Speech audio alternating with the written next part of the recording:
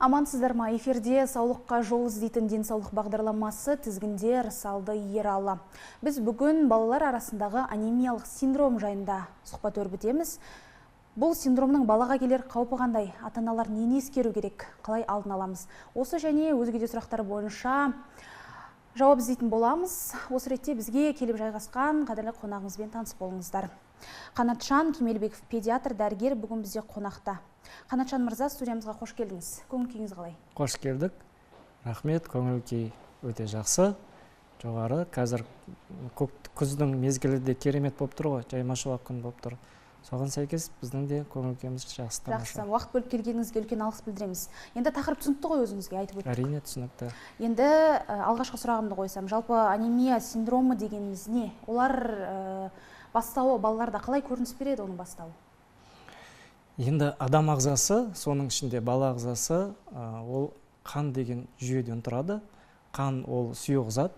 Қанның өзі құрылымына келетін болсақ, бірнеше клеткалардан тұрады. Соның бір негізгі клеткалардың жасушаларының бірі ол қызыл жасуша эритроциттер.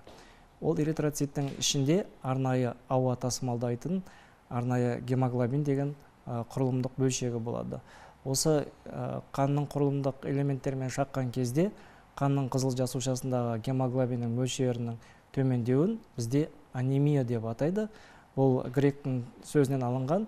Анемия деген сөз ол қан аздық деген сөз мағынаны білдіреді. Сондықтан енді балалардың арасында қазір өзекті мәселе деп толық айта аламыз. Себебі қазір соңғы кезде балалардың арасында бұл анемиялық синдром кең етек жайып келе жатыр. Және оны ата-аналар көп жағдайда ескермей, мән бере бермейді. Соған байланысты оның өзінің асқынулары болып жатады, және оның салдары ауыр болып жатады. Енді қаупі неде? Көбінесе өзіңіз айтып өткендей, ата-аналар көбінесе бұл ауруға бір жеңіл қарап жатады. Ауру емес, синдром деп айттық қой. Себебі неде деп ойлайсыз ата-аналардың бір салғырт қарауының? Себебі бұл анемиялық синдром бастапқы кезде, басталған кезде жасырын басталады, және оның клиникалық белгілері байқалған күннің өзінде ата-аналар оны көп жағдайда үй жағдайында немесе өз бетінше емдеумен айналысып жатады. Немесе қазір білесіздер, интернеттің кең белең алып жайылып жатқан заманда өмір сүріп жатырмыз. Сондықтан да көбісі интернеттегі мәліметтерге сүйенеді және солар бойынша ем шараларын жүргізеді. Бір үй жағдайында емдеп жатады ғой. Әрине, сондықтан бұның бәрі қате деп айтқым келеді. Енді бұл анемиялық синдром жайлы балаларда талқылағаннан кейін мен айта кетейін. Бұл анемиялық синдром балаларда бастапқыда сидерепениялық сатысында және одан кейін нағыз анемиялық синдром сатысында болып екіге бөлінеді. Бастапқы сатысында белгілері балада бір айтарлықтай баланы бей жай күйге қалдырмайтын кезең. Бұл кезде ең бастапқы кезеңі сидерепениялық сатысында балада бірінші терісі бозарады, терісі құрғайды, шашы мен тырнақтарының түскіштігі пайда болады, баланың тамаққа деген тәбеті төмендей бастайды. Тершеңдік болады. Бұл жағдайда нағыз осы сатыда ата-аналар жіберіп алады өкінішке орай. Одан кейін нағыз анемиялық синдром сатысы басталады. Яғни бұл сатыда балада айқын анемиялық синдромдан белгілері, жаңа айтып өткендей белгілерге қосымша, балада енді мазасыздық, түнгі ұйқының бұзылуы, бала көп жылағыштық болады. Кейбір жағдайда балаларда жиі инфекциялық аурулар қосылады. Бала жиі респираторлық вирусты инфекциялармен ауыра беретін болады. Көп ата-аналар осы кезден бастап... Иммундық жүйе әлсірейді ғой. Әрине, осы иммундық жүйенің төмендеуіне байланысты, туындаған сырқаттарға байланысты ата-аналар осы кезеңде қимылдап емдеу шараларын қалай, кімнен көмек сұрау керекін осы кезде жүгіне бастайды. Енді бұл анемиялық синдром өзі нәрестелерде және балаларда өзінің бір ерекшеліктері бар. Нәресте дегеніміз кезең, ол нәресте туылған кезеңнен бастап 28 күнге дейін кезеңді құрайды. Осы кезеңде өзінің бір ерекшелігі болады. Себебі бұл нәрестелердің өзінің анемиясының негізгі ерекшелігі, яғни бұл анемиялық синдром жаңа туған нәрестелерде өте ауыр өтеді, әсіресе шала туылған нәрестелерде. Және сонымен бірге нәрестелерде көбінесе 3 түрлі себеппен дамиды. жағдайда біріншісі жедел және созылмалы қан кетулерден кейін бұны медициналық терминологияда постгеморрагиялық анемия дейді. Екінші, сәйкес емес қан тобы, резус факторлары сәйкес болмаған жағдайда гемолиздік дейді, яғни қанның ыдырауына байланысты туындайды. Үшіншісі, гипопластикалық, апластикалық дейді, яғни баланың қоректенуінің бұзылыстарына байланысты. Енді жаңа мен айтып кеттім, жедел және созылмалы қан кетулер. Бала нәресте туылып жатқан кезде, ол әртүрлі жарақаттар алған кезде қан кетулер болуы мүмкін. Немесе нәресте туылғаннан кейін оның кіндігі кесіліп, дұрыс байланбаған жағдайда кіндік бауынан қан кетеді. Осы жағдайлардан кейін туындайды. Немесе балада туа біткен арнайы дәрумендер бар, жетіспейтін К витамин деген, соның тапшылығынан балада қан кетушіліктер болады. Осының салдарынан нәрестелерде анемиялық синдром дамиды. Екінші жағдай, мысалы, ата-аналарда қан тобы мен резус фактор сәйкестік болған кезде, балада іште ұрықта жатқан кезде конфликт дейді, қарама-қайшылық туындайды да, бала өмірге келгеннен кейін оның осы резус қайшылыққа байланысты ананың қанындағы антигендерге баланың қанындағы антигендер сәйкес келмей өзара шабуыл жасап, нәрестенің қанындағы қызыл жасушалар өз қызметін жоя бастайды. Сондықтан да қанның қызыл жасушалар азайғаннан гемоглобин саны өзгереді, төмендейді, соған байланысты сарғаю пайда болады және анемиялық синдром дамиды. Үшіншісі, нәресте туылғаннан кейін дұрыс емізбесе, немесе анасында дұрыс сүт шықпаса, оны гипогалактия, немесе мүлде сүт шықпауы мүмкін, агалактия дейді. Осы кезде нәресте дұрыс қоректенбегеннен кейін әрине анемиялық синдром қалыптасады. Демек, баланы ана сүтімен емізу өте маңызды ғой? Әрине, бізде негізі қазақта бар ғой, жілік май толық деп, яғни нәресте туылған кезден бастап, ол анасының алғашқы 3-4 күнде, кейде бір аптаға дейін созылады, бала анасының уызына жете тойып ему керек. Уыз дегеніміз ол алғашқы сүт, ананың бөлініп шығатын алғашқы сүт өте құнарлы болады, балаға қажет. Одан кейін ол қалыпты сүтке ауысады. Яғни бала анасын ему керек. Яғни ананың сүтін орнын басатын дәл қазіргі таңда ешқандай тағам жоқ. Қазір қоспалар бар ғой, неше түрі. Қосымша тағамдар беріп жатады көбінесе дәл қазіргі сәтте жастар арасында. Маман ретінде не айтасыз? Маман ретінде мен оған қарсымын. Оны қазір кезде дүниежүзілік денсаулық сақтау ұйымының өзінің бекіткен ережелері бар. Ол жерде де соны қолдайды. Яғни бала туылғаннан кейін ол анасының сүтін міндетті түрде ана сүтімен қоректену керек. Әсіресе өмірінің алғашқы жылдарында. Тек қана соның ішінде 6 ай мерзімде бала толық ананың сүтімен қоректену керек. 6 айдан кейін ананың сүтінің құрамында қажетті заттар бала ағзасын толықтырамайды. Сол кезден бастап қосымша тамақты енгізуіміз керекпіз. Бірақ ол толық ананың сүтін орын баспау керек. Қосымша берілу қажет. Түсінікті. Енді анемияға қайта оралсақ, баланы анемияға тексеру үшін қандай талдаулар жүргізіледі?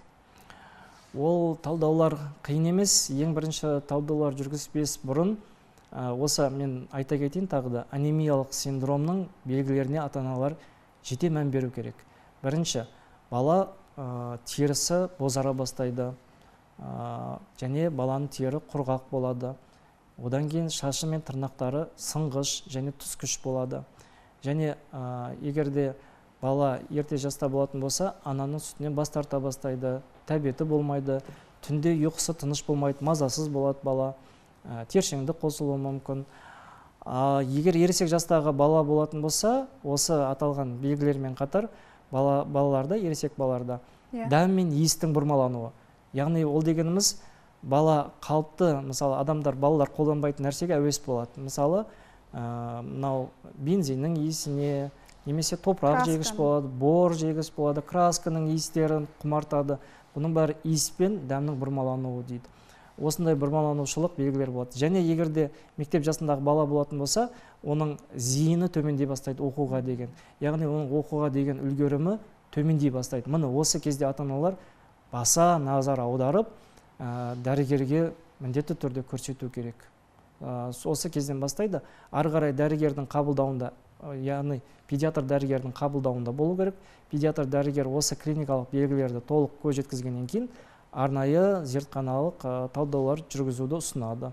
Оның ішінде ең негізгі талдау қанның жалпы талдауы болып саналады. Онда өзі тексеретін 6 параметр бар. Сол 6 параметр бойынша енді оны дәрігер маман өзі айналысады. Сондағы қанның құрамындағы гемоглобиннің көрсеткішін анықтайды. Жалпы қалыпты жағдайда балаларда гемоглобиннің мөлшері 110-нан төмен түспеу керек. 110 грамм литрмен есептеген кезде. Балалар арасында? Балаларда. Ересектерде қалай бұл көрсеткіш? Ересектерде де мен қазір айтып жатқаным ересек балдар үшін бұл көрсеткіш, және ересектерде де осы көрсеткішпен сәйкес келеді. Нәрестелерде алғашқы бірінші екінші аптада гемоглобиннің көрсеткіші 150 грамм литрден кем болмау керек. Өмірінің 3-4 аптасынан алғашқы бірінші жылында бұл көрсеткіш 120 грамм литрмен есептегенде кем болмау керек. Жалпы анемияның 3 дәрежесін ажыратады. Гемоглобиннің көрсеткіші 110 мен 90 грамм литрмен есептегенде болса, бұл жеңіл дәрежесі. 110 мен 90 грамм литрмен есептегенде мөлшері болса, орташа дәрежесі деп. Ал егерде 70-тен төмен түсетін болса, ол ауыр дәрежесі дейді. Бұл өте өкінішті ауыр асқынулармен аяқталуы мүмкін. Соған сәйкес ауыр дәрежесіне міндетті түрде ауруханаға, стационарға жатқызып, стационарлық ем қабылдау керек. Арнайы гематологиялық бөлімшелерде ем алынады ондай балдар. Тағамтану тәртібі қалай болады бұл кезде? Қандай тәртіп сақтау керек? Тағамтану тәртібі бір ерекше назарға аударатын жағдай. Себебі анемиялық синдромның бір себебі дұрыс тамақтанбау балаларда. Сондықтан да балалардың күн тәртібінде тамақтануына баса көңіл аудару керек. Тамақтану құрамында жеміс жидектер толығымен болу керек. Және сонымен қатар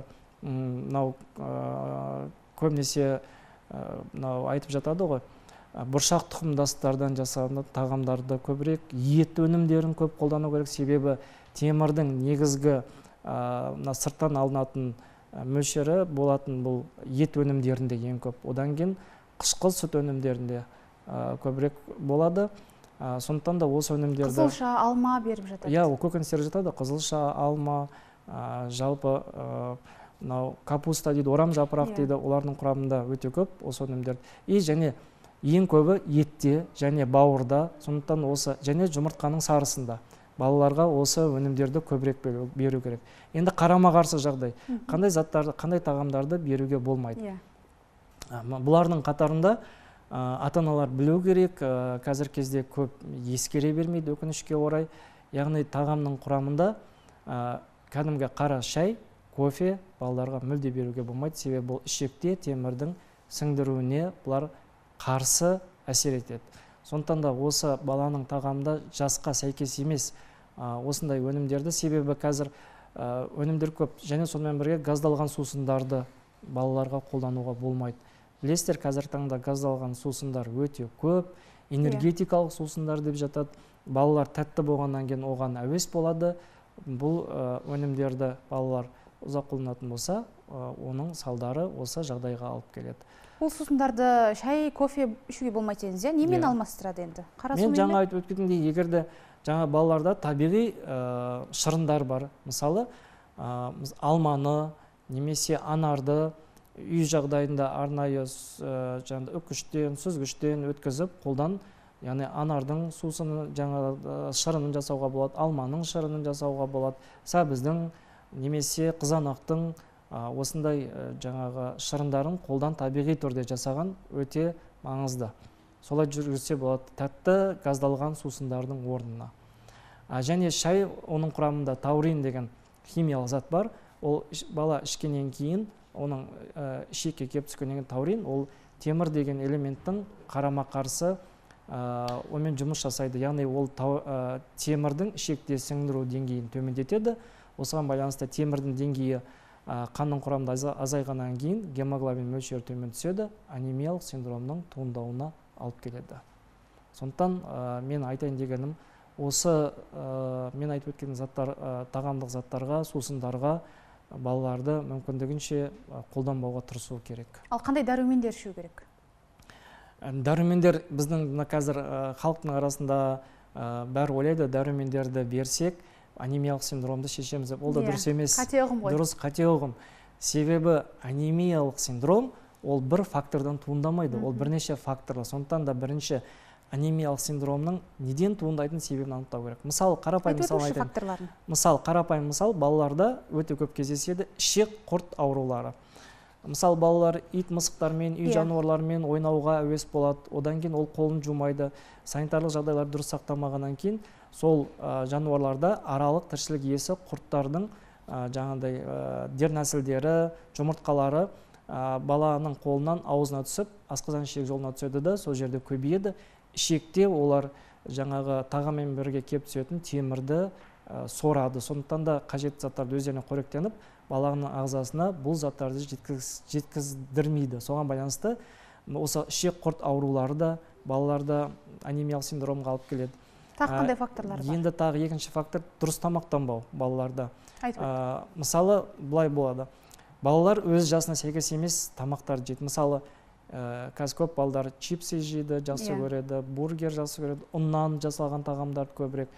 Ұннан, қамырдан жасалған тамақтар бұл өкінішке орай ішекте темірдің сіңдірілуін азайтады екен. Сондықтан да бала өзінің жасына сәйкес құнарлы, көкөністерге бай тағамдарды жеу керек.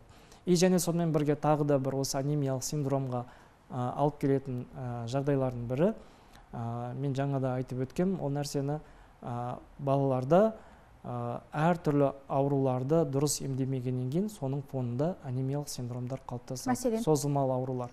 Мысалы үшін балаларда үнемі асқазан ішек жолдарының аурулары болса, мысалы асқазанның ауруы, гастриттер дейді, гастродуодениттер, соны дұрыс емдемесе, себебі темір асқазан мен ішекте сіңеді. Сондықтан осы ауруларды дұрыс емдемесе, осы жүйенің аурулары ұзақ уақыт қабыну болса, темірдің сіңбеуінен анемиялық синдром дамиды. Және сонымен қатар балаларда темірдің ең көп сіңетін аймағы бұл ішектерде болғандықтан, ішектің де созылмалы аурулары, мысалы инфекциялық емес қабыну аурулары, бұл да анемиялық синдромға алып келеді екен. Сондықтан да бұлардың бәрі бір-бірімен өте байланысты. Сондықтан бір ауруды емдеген кезде анемиялық синдромдар қашан ескеру керек. Сондықтан да анемия бұл жеке ауру емес, бұл синдром болып табылады. Яғни басқа бір аурудың салдарынан кейін қалыптасатын жағдай болып табылады. Жалпы анемия баланың өсуі мен ақыл ой дамуына қалай әсер етеді? Өте кері және тікелей әсер етеді.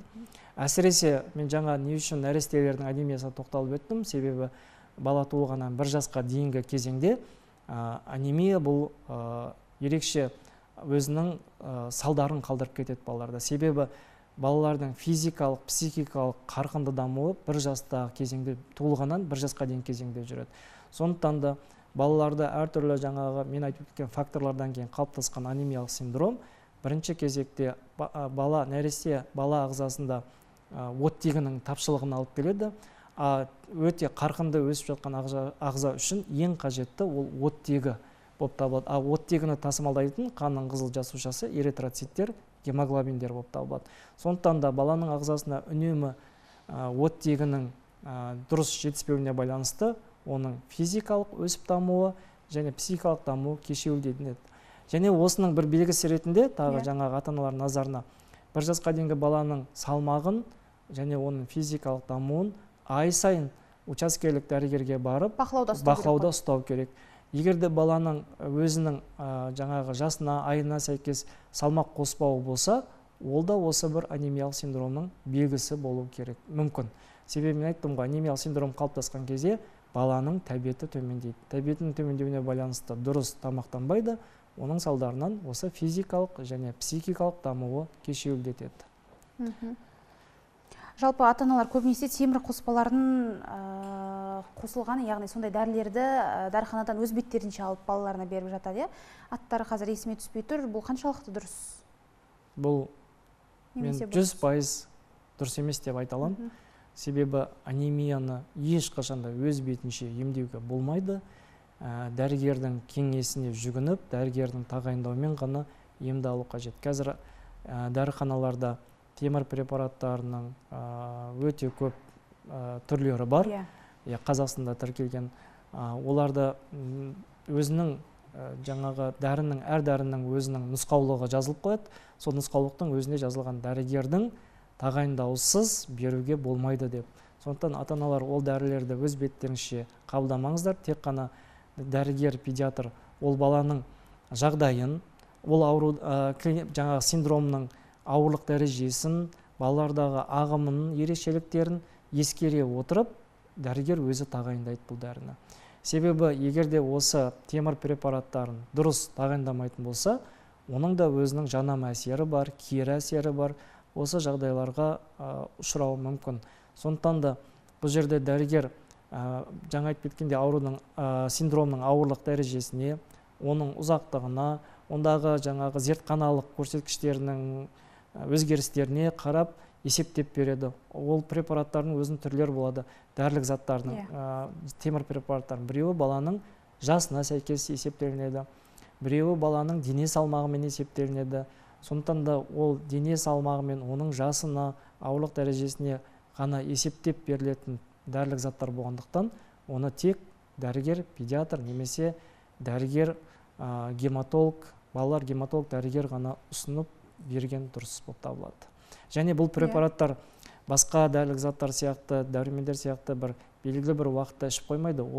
Бұл препараттар ұзақ ішілетін препараттар. Қанша айдан қанша айға дейін созылуы мүмкін? 2 айдан, кейбір жағдайда ауырлық дәрежесі 6 айға дейін созылуы мүмкін. 6 айға дейін. Себебі бірінші бұл дәрілер тағайындағаннан кейін әрбір өзінің схемасы бар. Әрбір 2 апта сайын бала қан талдауынан өтіп тұру керек. Қан талдауында гемоглобиннің деңгейі өзінің көрсеткішіне, деңгейі мөлшерге, қалыптыға келгеннен кейін ары қарайда сүйемелдеуші дозада беріп тұратын өзінің схемалар болады. Сондықтан да дәрігерге қадағалауында болғаннан кейін дәрігер осы көрсеткіштің бәрін, яғни гемоглобиннің қандағы көрсеткішінің қалпына келгеннен кейін ары қарай оның қордағы көрсеткіші ағзадағы қалпына келгенге дейін оны ұзағырақ қолданады. Сондықтан оны дәрігердің бақылауымен, қадағалауымен, тағайындауымен қабылдау қажет. Жалпы анемия қайталану ықпалдылығы бар ма анемияның? Әрине. Емделіп болғаннан кейін ол қайтадан? Әрине, мен қазір ғана айтып өттім, қайталану ықтималдылығы әбден мүмкін.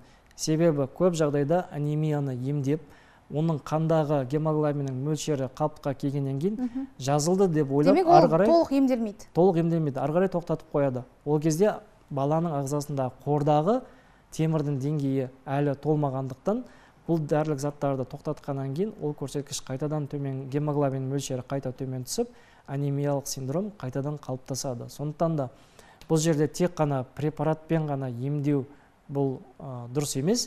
Сонымен қатар мен жаңа айтып өткендегідей тағаммен де ем жүргізу қажет болады. Тағаммен де оны ары қарай сүйемелдеп отыру керек. Мысалы, ет өнімдерін, көкөністерді, шырындарды сол еммен бірге қатар алып жүру қажет болып табылады. Сондықтан бұл жерде дәрігер тек қана дәрілік заттарды ғана тағайындап қоймай, оның тамақтану режимін де қадағалап отырады. Тамақ рационы өте маңызды. Рационы өте маңызды болып табылады. Жақсы. Енді анемияның ауырлығы жайында айтып өттік қой. Бұл жайында өзіңіз жаңа айтып өттіңіз. Ата-аналардың қандағы резус факторларының дұрыс келмеуінен балаларда көбінесе анемия туып жатады дедіңіз. Жалпы осы ретте маман ретінде балалардың дұрыс туылуы, денсау бала дүниеге келу үшін жүктілікті жоспарлау қаншалықты маңызды? Өте маңызды. Мысалы, қыз балалар, олар тұрмыс құрғаннан кейін өз денсаулығына қарап, жүктілікті жоспарлау әрине бұл маңызды. Бірақ анемиялық синдром үшін қыз балдар осы жағдайды туындатпау үшін ол тұрмысқа шыққан кезде емес. Ананың да гемоглобині жоғары болу керек қой? Әрине, қазір мен айта кетем, жоғары емес, қалыпты болу қажет. Айтайын дегенім, яғни қыз бала өзі кәмелеттік жасқа келгеннен кейін ол тұрмыс құрмай тұрып, осы анемиялық синдромның алдын алу керек. Яғни арнайы скринингтік тексеруден өту керек, үнемі өзінің денсаулығына мән беру керек. Себебі тек жүктіліктің алдында ғана анемиялық синдромды анықтап, оны ем жүргізсе, оның өзі жеткіліксіз болып қалады, кеш болып қалады оның өзі. Сондықтан да жаңағыда жоспарлап, алдын ала, ол жаңағы өзі қыз балалар осы пубертанттық жас дейді, кәмелеттік жасқа келгеннен кейін олардың ағзасында екінші жыныстық белгілер қалыптасады. Сол кезде өзінің қыз балаларға тән физиологиялық ерекшеліктер жүреді. Жыныстық даму кезеңі. Жыныстық даму кезеңде. Сондықтан да қыз балалар ай сайын қан жоғалтып отырады. Соның орнын толықтыру үшін жаңағы арнайы тексеруден өтіп, алдын алу шараларын жүргізу керек. Тұрмыс құрғаннан кейін тек қана өзі ғана емес, өзінің жұбайымен бірге тексеруден өту керек. Барлық жан-жақты оның ағзасында тек қана созылмалы ауруларды ғана емес, сонымен бірге жұқпалы инфекциялық аурулардың бар жоқтығын, жыныс жолдарымен берілетін ауруларды, немесе құрсақ ішілік жұқпалы инфекциялар бар, солардың бәрін тексеру қажет. Осылардың бәрін жоспарлап болғаннан кейін тағы да ескерілетін жағдай, олардың қан топтары мен резус факторларының да қайшылықтарының бар жоқ екенін тексеру маңызды. Себебі қазір ғана айтып кеттік, бір себебі резус фактор. Резус фактор деген сөз, ол қанның қызыл жасушасында эритроцитте болатын арнайы бір антигендік зат, белоктық зат табиғаты. Ол адамдардың, жер шарындағы адамдардың қанының 85%-ында болады, ал адамдардың, осы жер шарындағы адамдардың 15%-інде кездеспейді екен. Сондықтан да егер де ананың қанында резус фактор болмаса, оны резус теріс дейді. Теріс болып, ол тұрмысқа шыққан күйеуінің резус факторы оң болса, оның қанында қызыл жасушасында жаңа айтып кеткенде антигендік структура болса, онда анасы жүкті болғаннан кейін, оның іште жатқан құрсақтағы нәрестенің қаны әкесіне тартып, резус факторы оң болса, онда анасының қанында бұл антигендік бөгде зат болмағандықтан, баланың ағзасында болғандықтан, ананың қаны баланың қанын бөгде деп таниды, жат деп танып, оған қарсы шабуылға шығады. Осы кезде сәйкессіздік деген осы. Сондықтан да ана қанындағы антигендік структура, бала қанындағы антигендік структурамен іште құрсақта жатқан кезде конфликт дейді, қарама-қайшылыққа келеді. Бала туылғаннан кейін қарама-қайшылықтың салдарынан ана қанындағы зат, бөгде зат деп оны құрта бастайды, ыдыратады. Сондықтан да бала қанында қызыл жасушалар ыдырағаннан кейін әрине гемолиздік анемиялық синдром дамиды екен. Сондықтан міне қан тобы, резус фактор, созылмалы аурулар, осылардың бәрін анықтау маңызды болып табылады. Алдын алу шарасы болып табылады, және бұл осы анемиялық синдром туындатпаудың. Түсінікті. Енді бізге берілген уақытта осымен өз мәресіне жақындап қалған екен. Сұхбат соңында өзіңіздің бір ауыз қорытынды сөзіңізді тыңдап, сонымен хабарымызды аяқтасақ. Рахмет. Мен жалпы ата-аналарға айтатын, балалар дәрігері ретінде, құрметті ата-аналар, балаларыңыздың денсаулығына өте мұқият қараңыздар. Баланың кәмелеттік жасқа толғанға дейін баланың денсаулығына тікелей жауапты ол ата-ана болып табылады. Ол біздің ата заңымызда да жазылған. Сондықтан да балаңыздың денсаулығына әрқашанда жауапкершілікпен қарауға шақырам, және бала ағзаңызда бір белгілі бір өзгерістер болса, дер кезінде дәрігер педиатрға қаралып, сол дәрігердің нұсқаулығымен жүріп, және сол тағайындалған емді қабылдаңыздар, өз бетінше ем жүргізбеңіздер. Тағы да айтатыным, бала бұл біздің болашағымыз, сондықтан да болашақ бұл балдардың қолында. Дені сау ұрпақ бұл болашақ біздің Қазақстанның әрбір азаматы және азаматшасы болып табылады. Сондықтан да салауатты баланың бүгінгі күнде қалыптасуы ол тікелей бірінші кезекте ата-ана мен екінші кезекте дәрігерлер біздерге тәуелді болып табылады. Қанатжан мырза, өзіңізге үлкен алғыс білдіреміз. Рахмет. Қымбатты көрермен, осымен біздің хабарымыз тәмам. Бүгін бізде қонақта болған Қанатжан Кемелбеков, педиатр дәрігер. Біз бүгін анемиялық синдром жайында сұхбат өрбіттік. Келесі эфирге дейін аман сау болыңыздар.